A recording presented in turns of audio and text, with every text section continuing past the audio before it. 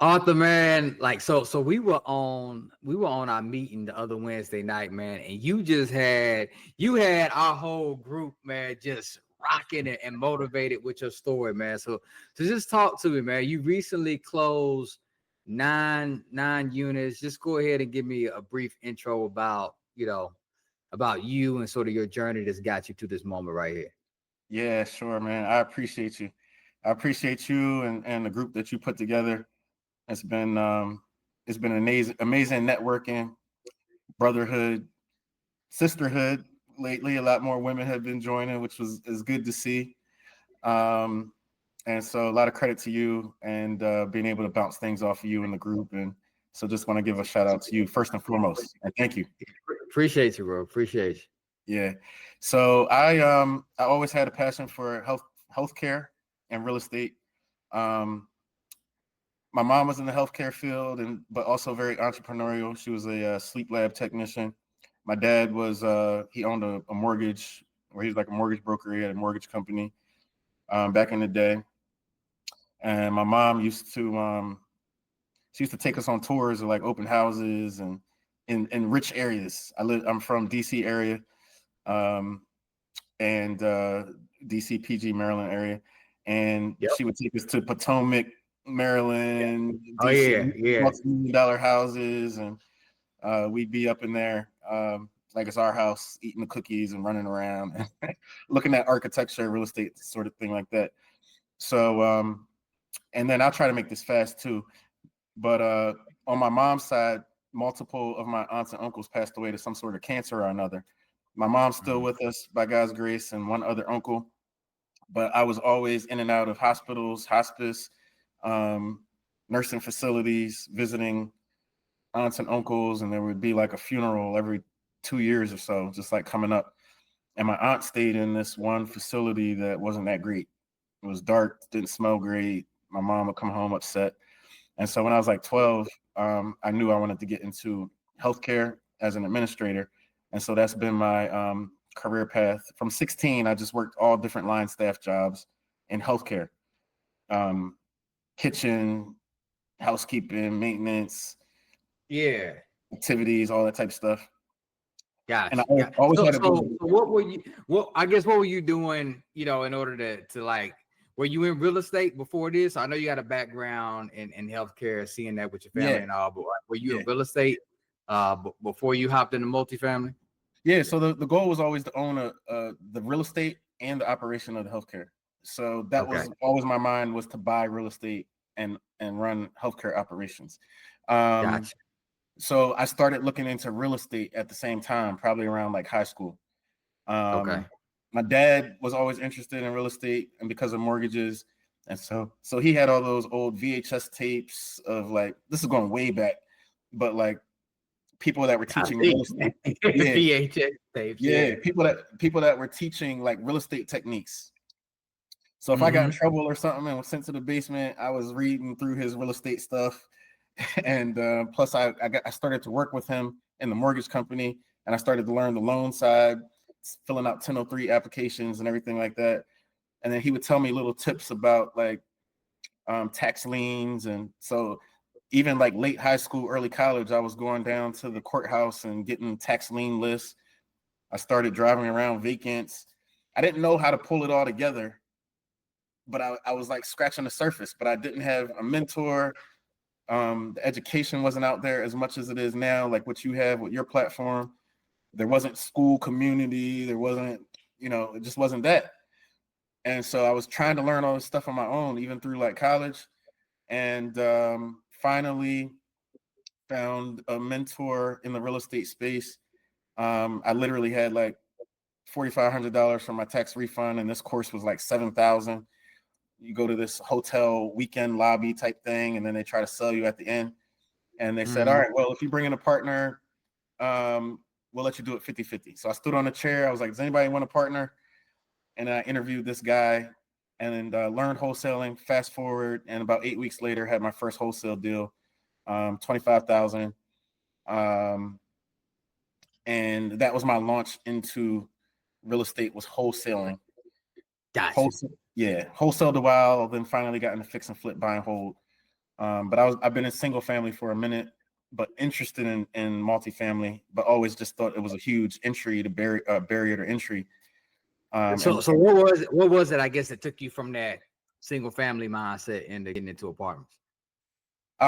Single family started to get honestly a little. It was very exciting at first for the first one,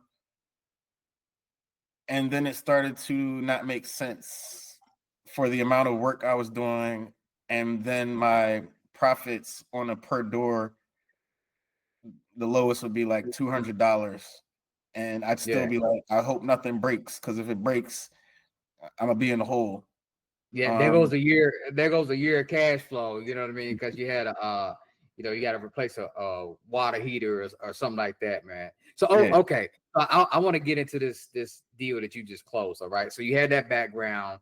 Um, you wanted to get into something bigger, right? So you didn't have those shallow returns. We'll just call it that, right? So I guess walk me through that, man. As far as like, how did you get into apartments? What did you do? okay. A friend of mine who now has ended up becoming my loan sponsor was investing in single family at the same time. He was new into single family at the time. He had left his career as a chemist, and at that time, I was helping him. I was giving him contractors, teaching him about single family. Long story short, he stuck with it and kept growing, and then grew his portfolio to 9 apartment buildings. Um, and I saw him do it, but meantime, I had a full-time job, was moving up the corporate ranks, was really only doing real estate part-time. And long story short, I saw the success that he had and knew that it was possible. I had somebody now who I could bounce multifamily stuff off of.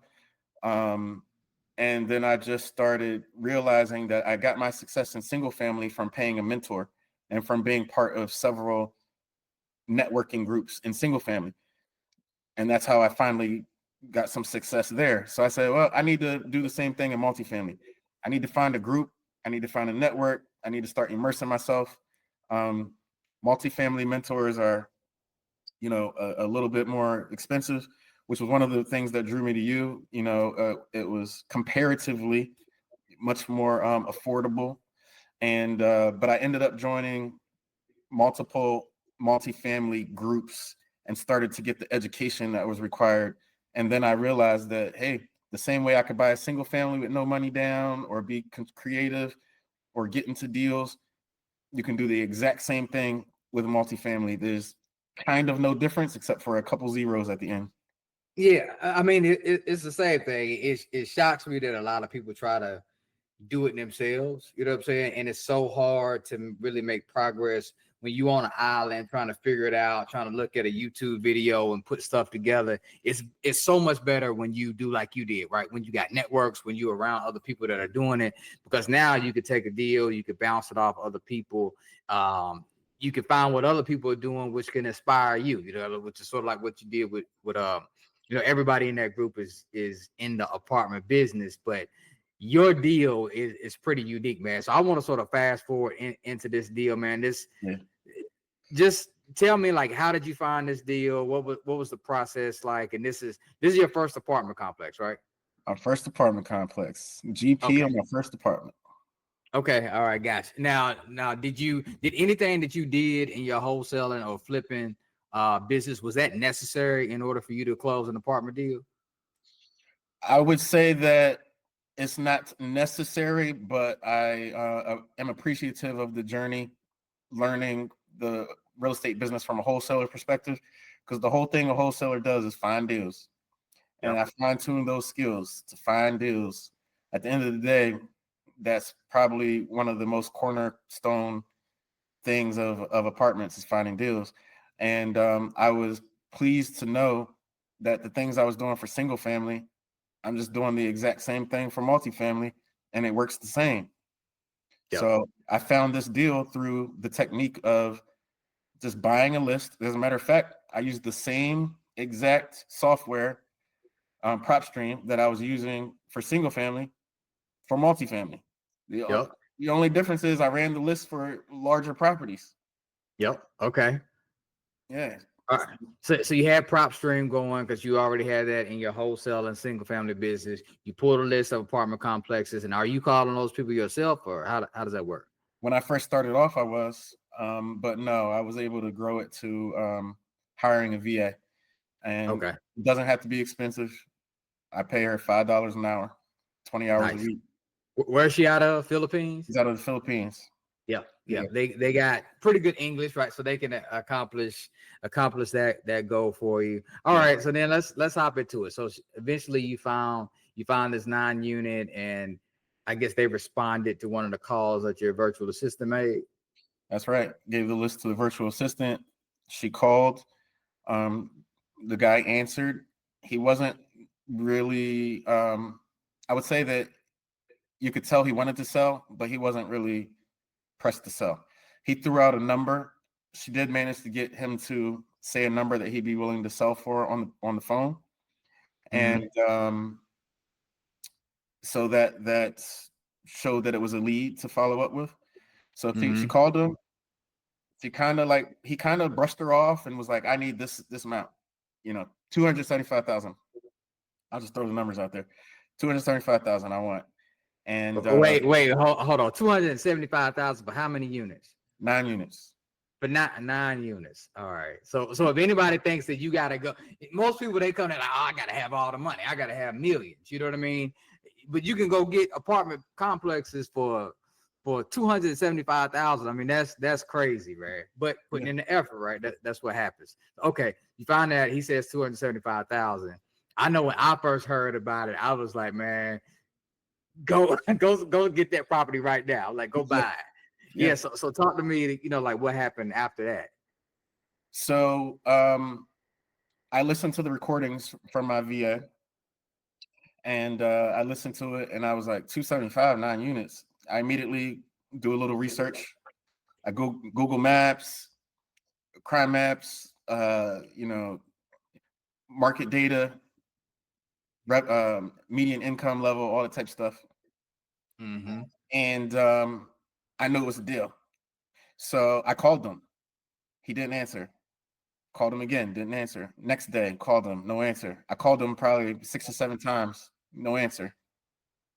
And so I said, all right, I'm gonna send him a letter. I drafted a letter.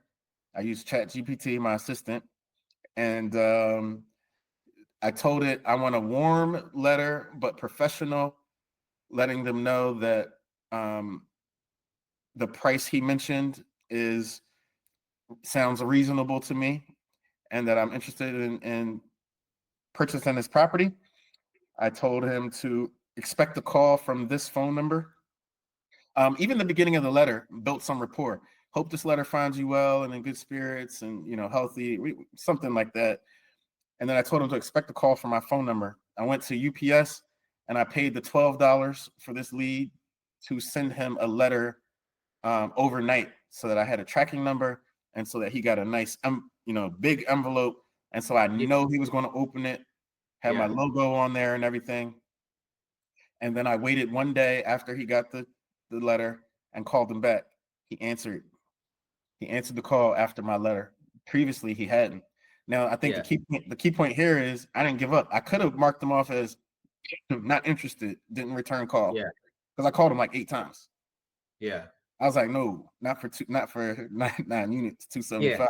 Yeah. You had that agreement with the VA. You already knew his price. So you like, Right. man, give me this deal. Yeah. Yeah. So salute to you, bro, on that, man, for the persistence. Because a lot of people would be like, oh, I made 2 phone calls. That's it. Or Yeah. I made 2 offers on apartments and I didn't get one, so that doesn't work. But that persistence does pay off. What was your initial plan with the deal? Upon getting him to sign the contract. My initial plan was to just wholesale it, because Okay. I knew that I could potentially throw 80K on top and somebody would probably pay it, Yeah. because they did have tenants in there paying rent. The rent was low, but they were paying.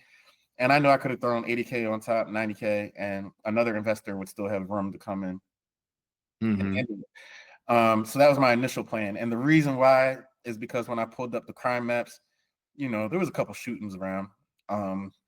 But You just got to know what you're dealing with little, going. little something, you know what I mean? Let's You know, yeah. This is so, not so, a. so how did you get over that then? Because you look at crime maps, you're like, okay, hey, they got some violence. I guess what made you feel comfortable about pursuing the steal? I live in Philly, so there's. I mean, if you met where I live, there's lots of violence. Yeah, But that don't mean there's not good deals here. Philly was yeah. one of the hottest markets a couple years ago as far as appreciation. You know, Mm-hmm. so I guess maybe crime alone doesn't scare me. Mm-hmm. Now, if it's a war zone, the complete, hood, then I might have stayed away. But I did a little bit more research, and it wasn't that. It's just an area Mm-hmm. that has a little crime against other people in the criminal world. As I Yeah. started talking to people out there, so I started to ask if anybody knew anybody that knew that area. 6 degrees of separation. I ended up meeting a fireman through somebody else in the group that knew a fireman that lived in Birmingham and happened to be one of his districts. So I talked to him and he said, "Yeah, there's a little crime over there, but it's pretty safe, and where your property is actually on the outskirts of the area, and people have lived there a long time, and it's elderly like population." And so I got more comfortable. That's the thing with doing the investigation, you know what I'm saying? Because nobody knows that market like boots on the ground. And so again, it just all goes back to that networking aspect, man, because you were heavily focused on that deal. You knew that it was something that was going to make you a lot of money. So now you're like, okay, I'm not just going to look at the crime map and be like, okay, this is what it is. Let me investigate a little bit more to see. And then you find out, like, all right, it ain't that bad, because Birmingham is not your backyard, right? Because Right. you can feel it. So you looking at things on the map, which is what we do, right? Is to understand it, but you really got to get boots on the ground to be comfortable with it. So you got comfortable through that fireman, understand the area a little bit better. And then at that point, were you still gonna wholesale it? No, at that point, um, because I have a loan sponsor that I've been bouncing deals off of as a uh, working in acquisitions now. For, Um, real quick, man. For somebody who doesn't know, loan sponsor, what is that? a loan sponsor or a guarantor is somebody that has the experience level, the network worth required. And when I say experience level, meaning that they've done apartments before, they may have a portfolio of apartments, they have the net worth requirements, because when you're getting into multifamily, the lender would have potentially looked at me and said, "Hey, everything you own or have ever owned is single family. Do you have the experience to take down a multifamily?" And so you may need, especially the larger you go with multifamily, you'll need a loan sponsor, sometimes referred to as a key principal or a guarantor, that can sign along with you, essentially partner with you, and you can use their experience. If they own 9 apartments, if they have a particular net worth, then them signing with you counts as far as the bank's concerned. And so it will allow you to get multifamily loan. Yeah, man. Because a lot of people they like, oh, I gotta have the credit, I gotta have the finances in the bank. You know what I mean? All of that, and it varies. You know what I mean? Because like I know I'll close deals where the bank necessarily didn't ask me for anything, and I don't know why they gave me a loan as they do, but that's the way you do it.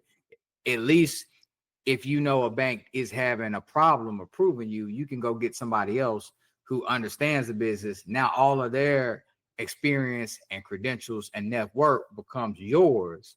So if somebody is like, hey, I don't have a credit or whatever, or I'm financially not able, your partnership and your team can actually help you close the deal. So that's you already prepared for that in advance by having a loan guarantor or a sponsor. That's right. Okay, And, so and what you bring to the table, you still have to bring some kind of value to the table for your exactly. guarantor or loan sponsor to want to do that. Yeah. So the value I brought to the table is, one, I found the deal, which was Yep. free. Anybody can find a deal, or it was very inexpensive. I mean, I'm paying prop stream and the VA, but if you don't want to spend any money, I've also just got lists for free and then manually skip traced them and called as well and spent no dollars. Mhm. I could have did the same thing.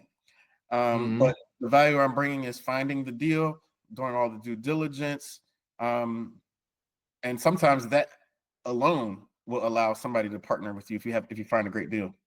When you got control, you got options. You Right. know what I mean? Like the minute you put that deal under contract, now who else wants to partner? Because if they are savvy, they know what type of deal you had. You know what I mean? You got 9 units, 275,000. Like you said, you could have wholesaled it and made 90, but you know, anybody would see that value, and now you can negotiate your position. So okay, you didn't wholesale it though, or at least you don't. Well, no, No, you closed it without no. wholesaling. So let's talk about that. You checked everything out. It looked good. You went down to the area, all of that, and now at some point you're like, hey, I'm going to keep this myself. Yeah, I sent him a letter of intent right away, which is just a non-binding agreement saying, hey, this is what the terms of a contract would be. He accepted that right away.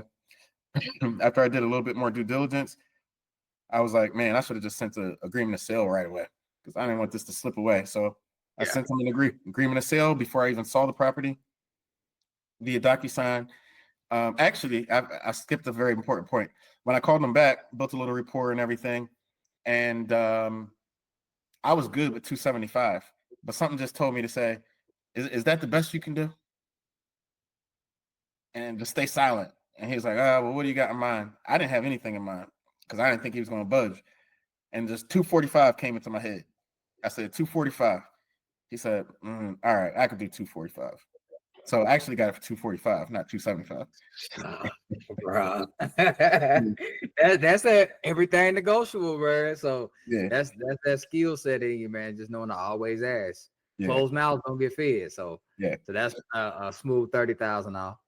Yeah. So now I'm under contract. Now it's time to fly out there. I know I have my due diligence period that I can get out of the deal within 30 days once I go actually see it. I did have him send me some pictures. He sent me a picture of the worst unit, which wasn't that bad in my opinion.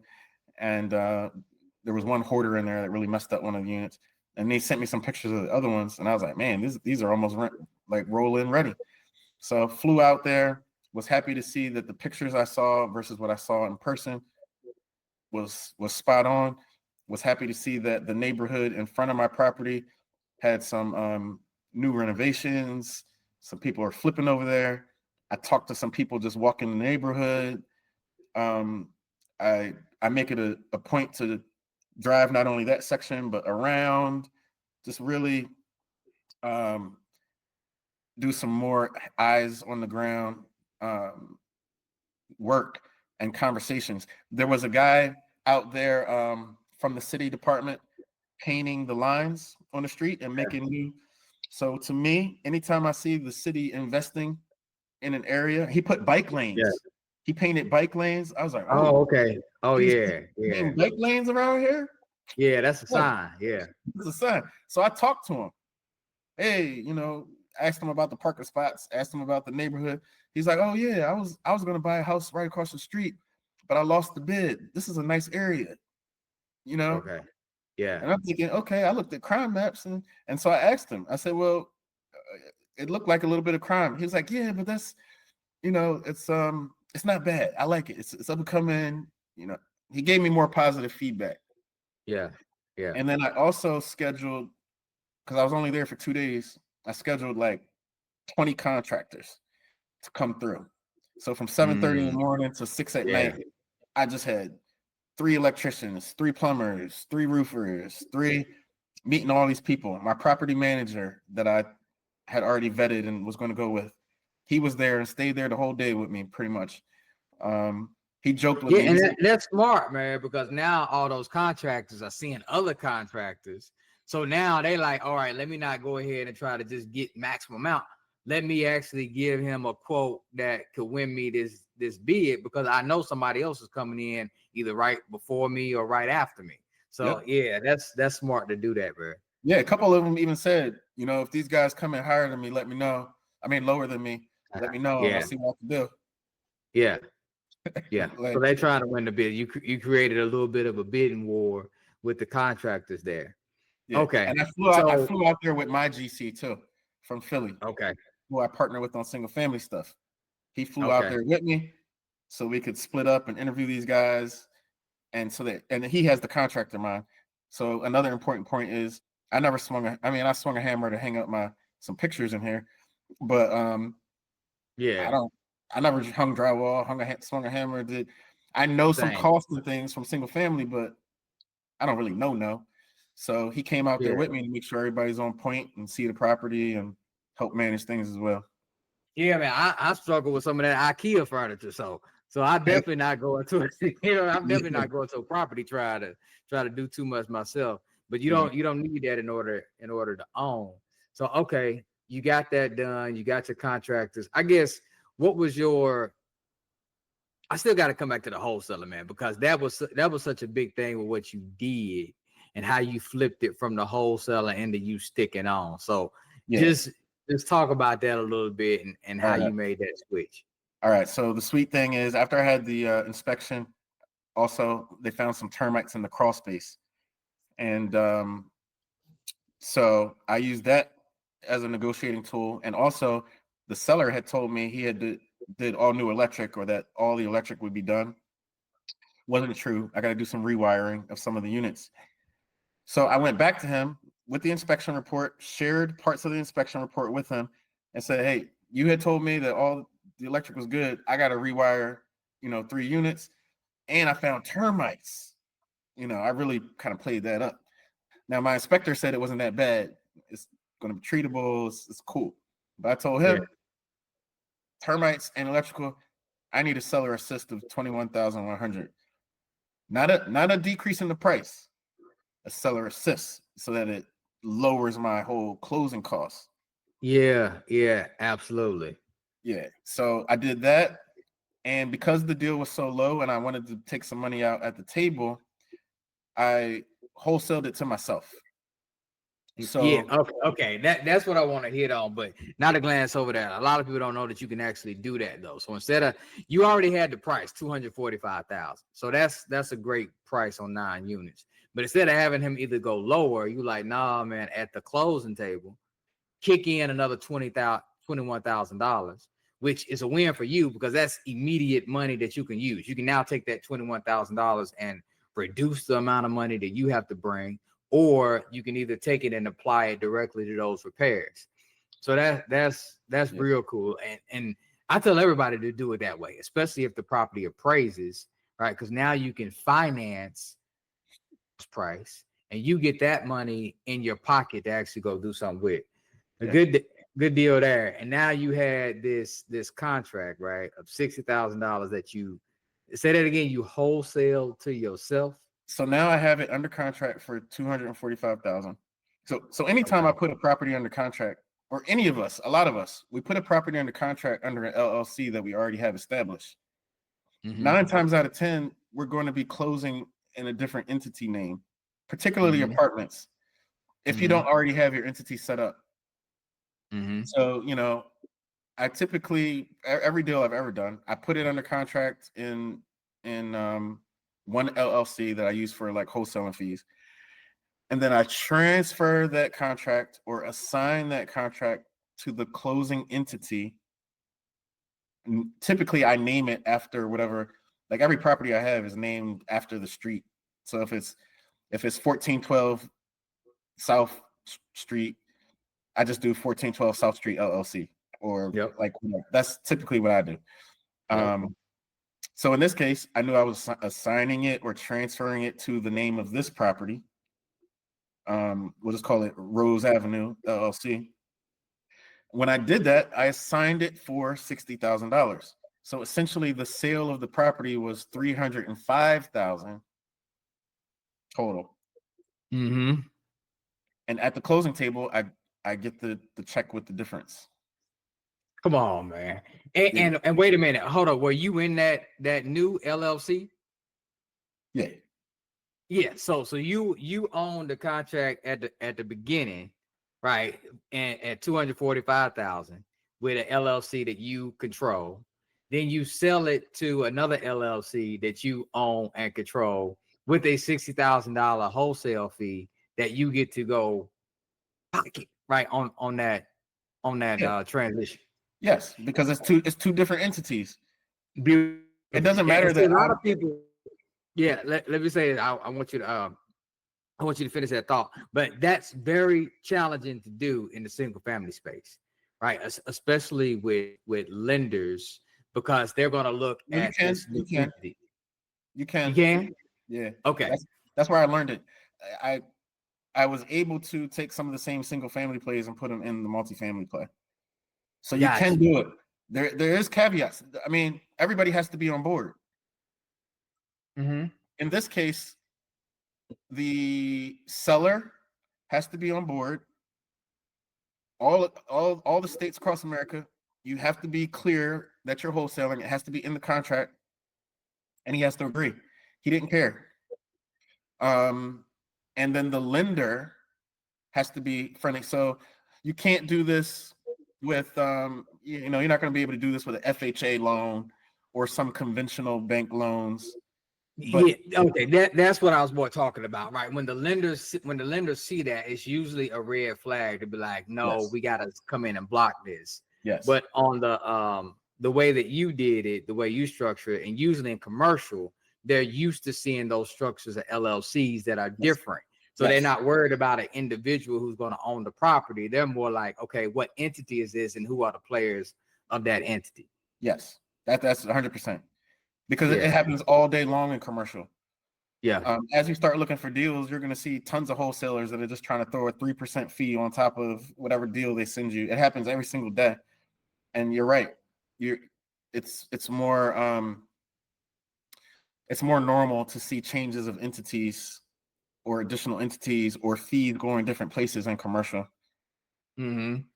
Yeah. All right. All right. So now you got that. So you pick up $60,000 there, and now you close it into another entity. And then I guess now that you own this, I want to talk about the plan a little bit more. Also just want to highlight that this is something, the way you did it is a little bit different in the fact that you wholesaled it to yourself. But typically what we do in syndications is very, very much the same thing. You give yourself a syndication fee and you disclose that to all the investors that are there, and they know like, okay, well, they put this deal together and we're going to make money off of it. So yes, they are entitled to this fee. So when you're buying an apartment complex and you're picking up a check the same day that you sign on the contract, the paperwork, to be like, yeah, we just closed. Yeah. Cold business, man. So all right, so now that y'all own, I guess what's the play now? Where do you see this deal going forward? I'm executing the business plan. And what I mean by that is what plan did we see that we could add value to this property to get it to its highest level of value? And there was already 4 tenants in there. 5 were vacant. Um, we're renovating 2 at a time. The first 2 should be done in the middle of January. We offered those tenants to move into the new ones. A couple of them do want to move into a newly renovated unit, so that's sweet. If that plays out, they'll move into the renovated ones, increase their rent, and then we can go in and renovate their units. And we'll go two by a time and fill them up with either market rent, or we are also starting Section 8. So market rent minimum, we're looking at 950 for the 2 bedrooms. And if Section 8 pays up to 1100, that doesn't necessarily mean you'll get 1100 because people that get that voucher can shop and there's still competition. But I'm roughly estimating around 1,000 we'll get for Section 8. Where are the rents at right now? These people had lived there for over 15 years and they were paying 500 and 550. So you going from 550 to easily 1,000, and potentially more. Yep, per door. Okay, gotcha. So I'm all in. And executing the business plan is my rehab budget is 135,000. So after the seller assist and all that, I'm all in at roughly 350. Mm-hmm. and $9,000 in gross revenue. Expenses are low on this, like 25 to 30%. And so cap rate over there, I purchased it at an insane cap rate at like 11 or something.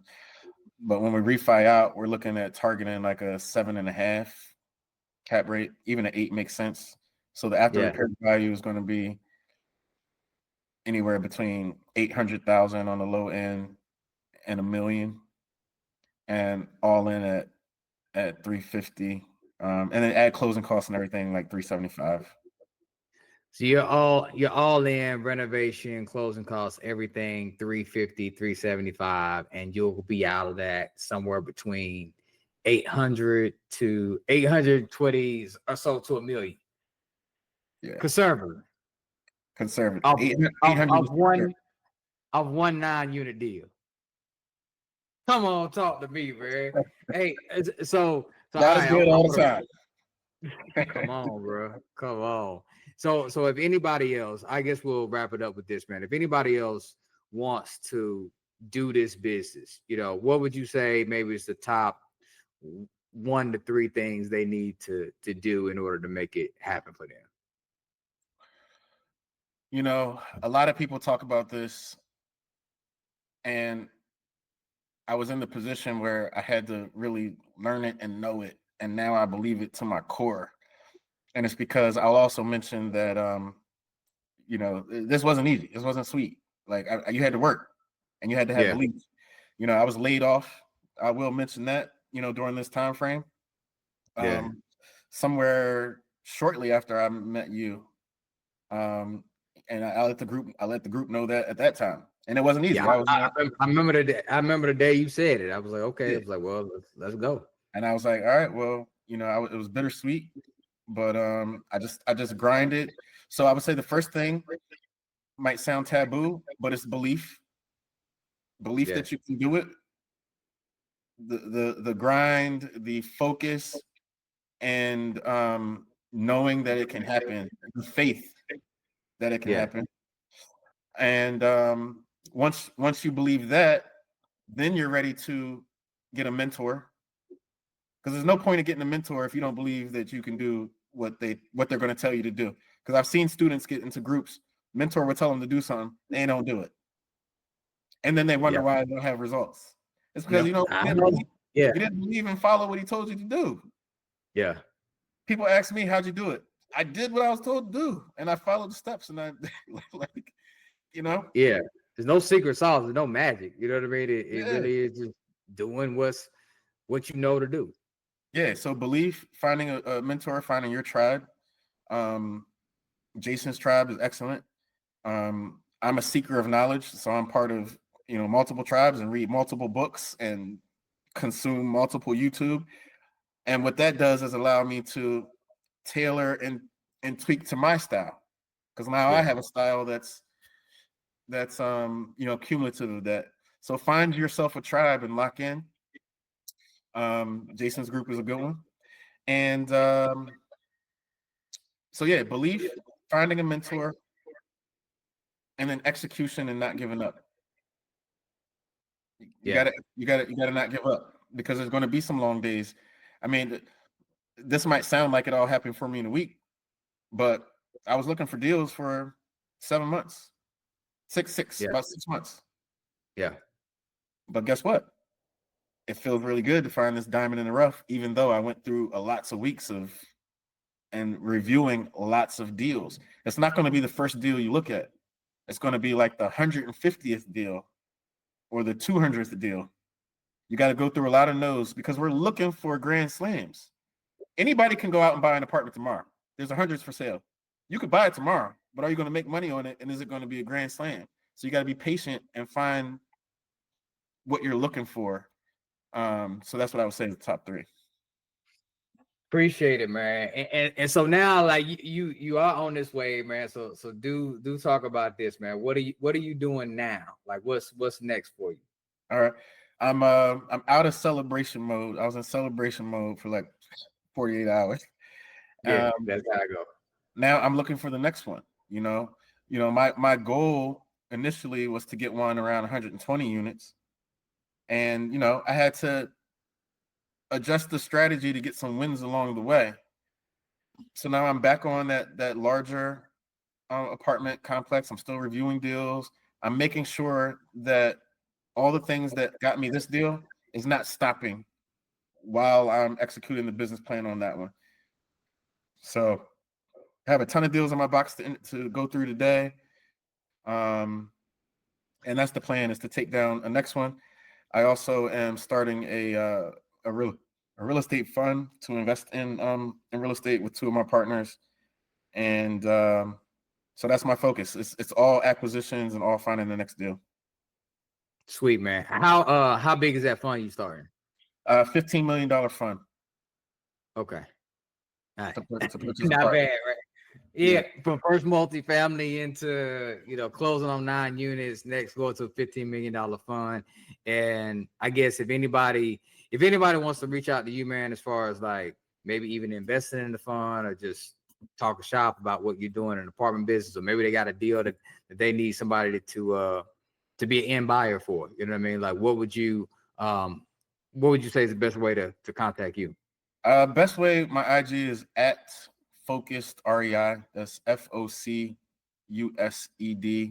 REI.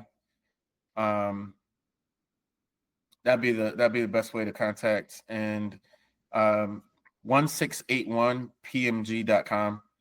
That is the company and partnership that I have that acquires properties and manages properties. So either of those. Sweet. Well, hey man, I didn't know if he was gonna talk about it or not with the whole, you know, job loss and all that, but man, I'm just proud of you, man. Like to see the way that you work, to see what you've done, it's a true success story. You know what I mean? Because you had that hiccup, you focused, you didn't let one no deter you, and now you're here, man. So thanks for sharing everything with me today, man. Thank you. I appreciate it. And yeah, I felt like I wanted to tell that story because I just want people to know it's not like I was up. I wasn't Yeah. I wasn't up. I had struggles. I was down. Yeah. And I'm still grinding, you know. Yeah. Not having that every 2 weeks is a whole different mindset.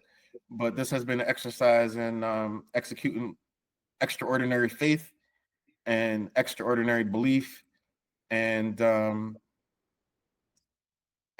it out and following the play. So I appreciate you. The best thing in all of this, man, with real estate, with entrepreneurship, is who we become, because you get tested. You know what I mean? Your faith really gets tested.